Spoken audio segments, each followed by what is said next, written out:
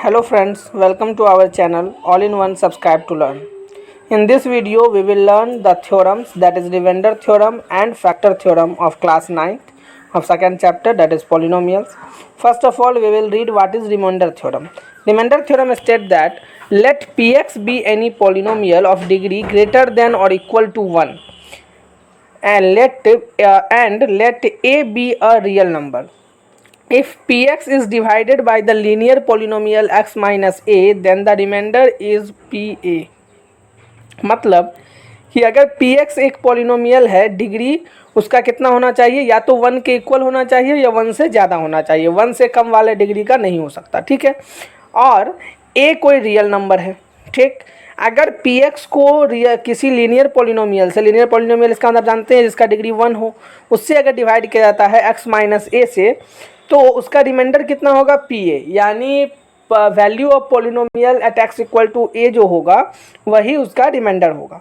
अब कैसे find out करते हैं, देखिए क्वेश्चन से समझते हैं। Find the remainder when x to the power 4 plus x cube minus 2x square plus x plus 1 is divided by x minus 1।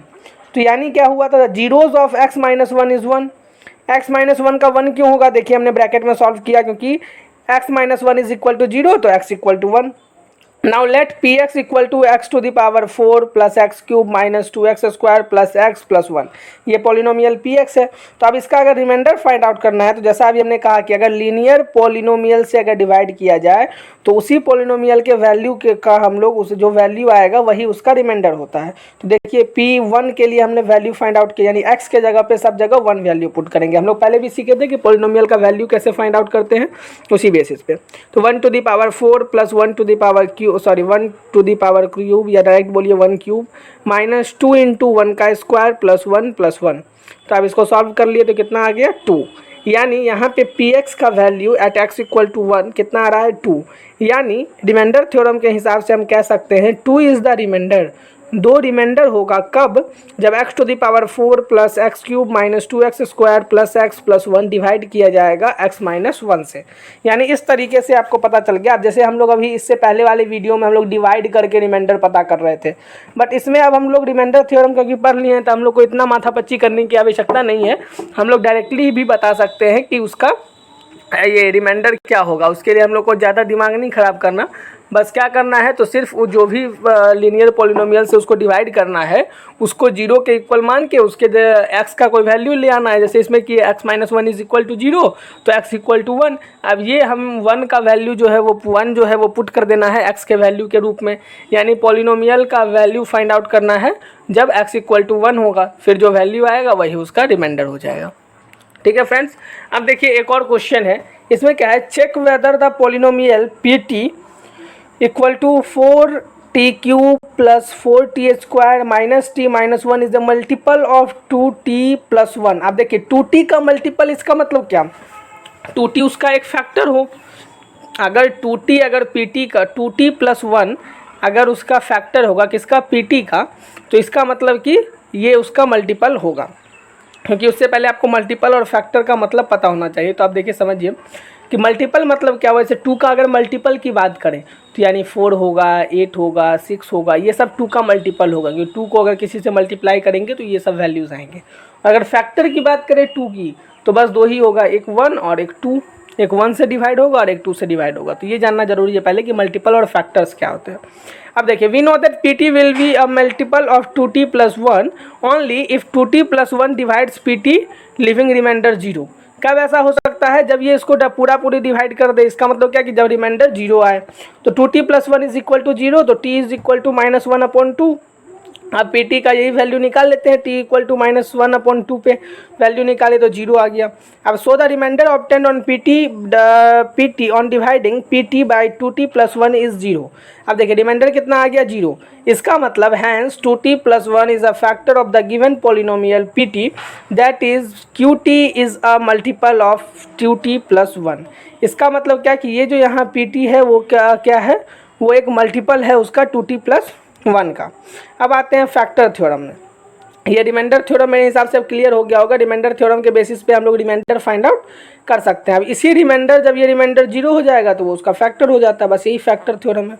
देखिए क्या कह रहा है factor theorem, if p x is a polynomial of degree n is equal to और greater than 1, वैसी का ये sign है, वहाँ पे डिग्री हम लोग लिख रहे थे इज इक्वल टू 1 और ग्रेटर देन 1, यहाँ पे हमने डायरेक्ट साइन से लिख दिया ग्रेटर देन और equal to 1। And a is any real number, अगर ए कोई रियल नंबर हो तब क्या होगा, तो x minus 1 is the factor of p x if p a equal to 0, और if p a equal to 0 if x minus 1 is the factor of p x, यानी दोनों अपना वाइस वर्सा है। ठीक है, कि अगर x माइनस ए अगर फैक्टर होगा पी एक्स का तो पी ए इक्वल टू 0 होगा, और अगर पी ए इक्वल टू 0 है इसका मतलब x माइनस ए जो है वो फैक्टर होगा पी एक्स का। अब देखिए इसमें एक क्वेश्चन है, एक क्वेश्चन में क्या करना है, examine whether x plus 2 is the factor of x cube plus 3x square plus 5x plus 6, क्या ये इसका फैक्टर है। तो इसके लिए हम लोग क्या करना पड़ेगा, तो सबसे पहले x प्लस 2 इक्वल टू 0 लेकर के x का वैल्यू माइनस 2 आ गया। अब इस x का वैल्यू माइनस 2 हम लोग x के जगह पे पुट कर देंगे पी एक्स में, पुट करने से वैल्यू 0 आ गया, इसका मतलब ये f का फैक्टर है। यानी सिंपल समझिए, जैसे हम लोग रिमाइंडर थ्योरम में रिमाइंडर फाइंड आउट कर रहे थे उसी तरीके से हम लोग इसमें भी रिमाइंडर ही फाइंड आउट करेंगे। अगर रिमाइंडर 0 आ जाएगा तो वो उसका फैक्टर होगा, अगर रिमाइंडर 0 नहीं आएगा तो वो उसका फैक्टर नहीं होगा। अब देखिए एक ये क्वेश्चन है जो बराबर कभी कभार पूछा जाता है, हम लोग ज़्यादा कंफ्यूज कर जाते हैं। क्या question, find the value of k if x minus 1 is the factor of p x, to p x equal to 2x square plus के एक्स प्लस रूट 2। अब देखिए इसमें कह रहा है कि x माइनस 1 इसका फैक्टर है।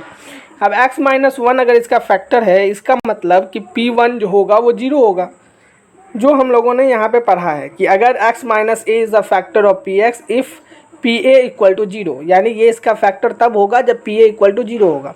तो यहाँ कह रहा है कि ये इसका फैक्टर है, इसका मतलब पी वन इक्वल टू 0 होगा। तब पी वन इक्वल टू 0, तो so P x equal to 2x square plus के एक्स प्लस रूट 2। अब सबसे पहले पी वन का वैल्यू फाइंड आउट कर लेते हैं। तो पी वन में यानी x के जगह पे 1 पुट करने से हम लोग को पी वन का वैल्यू क्या मिल गया, 2 प्लस के प्लस रूट 2। ठीक, अब क्योंकि हम लोग जानते हैं कि p1 इक्वल टू 0 होगा तो इसको 0 के इक्वल कर देना है। तो k is equal to minus 2 minus root 2, minus common ले लीजिए तो k is equal to minus 2 plus root 2। इस तरीके से k का वैल्यू आ गया क्या, माइनस 2 प्लस रूट 2। ठीक है फ्रेंड्स, देखिए इसमें सबसे ज़्यादा इंपॉर्टेंट था रिमाइंडर थ्योरम, क्योंकि रिमाइंडर थ्योरम से ही रिलेटेड है फैक्टर थ्योरम।